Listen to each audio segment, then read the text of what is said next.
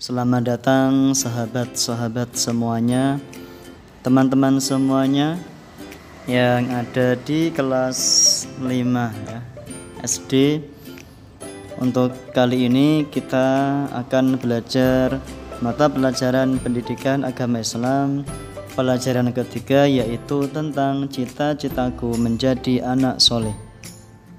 Sebelum kita belajar, alangkah baiknya kita membaca basmalah terlebih dahulu. Semoga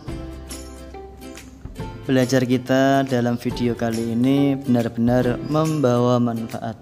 Bismillahirrahmanirrahim. Langsung saja kita masuk ke materi. Apa arti cita-cita itu, teman-teman? Menurut Kamus Besar Bahasa Indonesia, cita-cita adalah keinginan yang selalu ada di dalam pikiran atau mempunyai keinginan serta berkeinginan dengan sungguh-sungguh. Soleh artinya baik. Anak soleh berarti anak yang baik. Jadi teman-teman, cita-cita menjadi anak yang soleh berarti berkeinginan dengan sepenuh hati untuk menjadi anak yang soleh.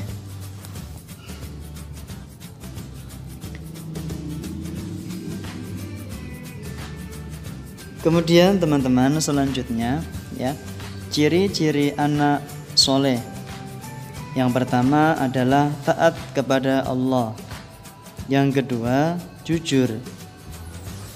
Yang ketiga, hormat dan patuh kepada orang tua. Kemudian hormat dan patuh kepada guru, setia kepada kawan, dan menghargai sesama. Jika semuanya atau mungkin barangkali sebagian dapat kita amalkan atau kita lakukan, maka itu akan mengarahkan kita untuk menjadi anak-anak yang soleh. Ciri-ciri anak soleh ini, oke teman-teman, tidak harus semuanya ya, tidak harus semuanya teman-teman amalkan. Mungkin sebagian pun akan dapat merubah kepribadian teman-teman menjadi lebih baik. Selanjutnya, orang jujur disayang Allah. Jujur berarti bersikap apa adanya, tidak dicampuri dengan kebohongan. Arti bersikap apa adanya, tidak dicampuri dengan kebohongan. Orang yang berbuat jujur berarti orang yang perkataannya benar. Dia tidak mau berbicara bohong. Jadi, orang yang jujur akan selalu sesuai dengan apa yang dilakukan, apa yang dikatakan, semuanya sesuai. Orang yang jujur tidak akan berkata dusta atau berbohong. Oke teman-teman, yang pertama kali ini yang kita bahas adalah jujur. Karena apa? Jujur menjadi salah satu tanda. Teman-teman semuanya, kita harus mampu menerapkan sikap jujur ini dimanapun kita berada, baik di lingkungan sekolah pun di lingkungan masyarakat. Apa yang salah, mari kita katakan salah. Apa yang benar, mari kita katakan benar.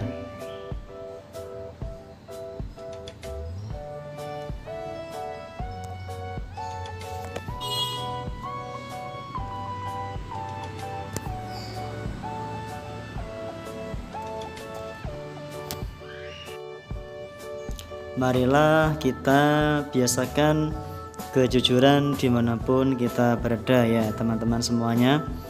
Kita harus mampu jujur kepada siapapun dan dimanapun kita berada, baik di sekolah, di masyarakat, di rumah pun kita harus mampu menerapkan sikap jujur. Apa yang salah dikatakan salah, apa yang benar dikatakan benar, tidak ditambah dan tidak dikurangi. Mulai sekarang mari kita biasakan berperilaku jujur. Jangan pernah kita berbohong. Oke teman-teman, selanjutnya ya, kita tunggu.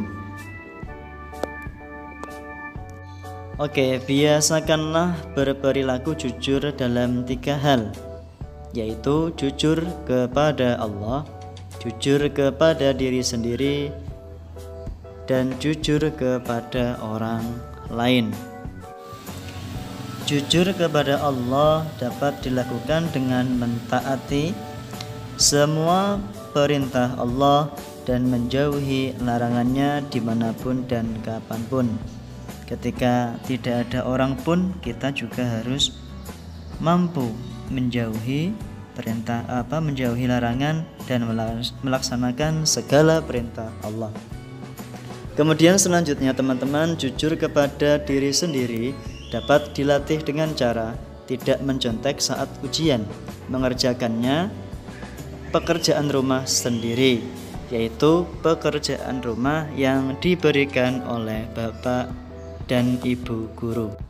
Selanjutnya, jujur kepada orang lain dapat diwujudkan dengan cara menyampaikan berita atau informasi secara benar, kemudian memenuhi janji kepada guru untuk menyelesaikan pekerjaan rumah sesuai dengan waktu yang telah ditentukan. Sekarang kita lanjutkan hormat dan patuh kepada orang tua. Orang tua terdiri atas ayah dan ibu. Orang tua kita yang melahirkan dan merawat kita, yaitu mulai dari dalam kandungan sampai dewasa. Kita dikandung oleh ibu kita dan dibesarkan oleh ayah ibu tanpa pamrih. Jadi orang tua merawat kita semuanya teman-teman itu dengan ikhlas. Lalu apa kewajiban kita terhadap orang tua? Berbakti kepada orang tua adalah kewajiban seorang muslim.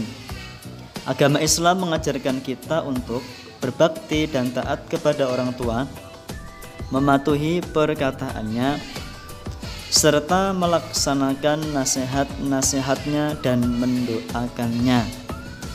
Jadi kita harus mengikuti apa yang dinasihatkan orang tua kepada kita. Dan jangan lupa teman-teman untuk selalu mendoakan orang tua kita. Allahumma gfirli wali walidayya warhamhuma kama rabbayani shaghira. Itu adalah doa untuk orang tua. Selanjutnya, hormat dan patuh kepada guru. Sudah seharusnya kita bersikap setia dan hormat serta patuh kepada guru. Wujud perilaku sikap hormat dan patuh diantaranya mengucap salam apabila bertemu dengan guru. Apabila guru sedang mengajar, dengarkan dan perhatikan dengan seksama. Patuhilah segala nasihat yang diberikan oleh guru. Kemudian meneladani sikap-sikap baik yang ditunjukkan oleh guru. Oke teman-teman, selanjutnya indahnya saling menghormati. Perbedaan yang ada bukan menjadi penghalang untuk bersatu. Justru perbedaan menambah kekayaan bangsa. Agar tidak terjadi pertentangan, setiap pelajar harus bersikap toleran, yaitu saling menghormati antara yang satu dengan yang lain. Selanjutnya, sikap menghargai dan toleran dapat diwujudkan dengan 3 cara. Pertama, menghargai pendirian orang lain. Yang kedua, menghargai keyakinan orang lain. Dan yang terakhir adalah menghargai pendapat orang lain. Oke teman-teman, sedikit materi yang dapat saya sampaikan dalam video kali ini, semoga bermanfaat. Terima kasih teman-teman bisa subscribe channel ini, semoga memberikan manfaat. Billahi taufik wal hidayah. Wassalamualaikum warahmatullahi wabarakatuh.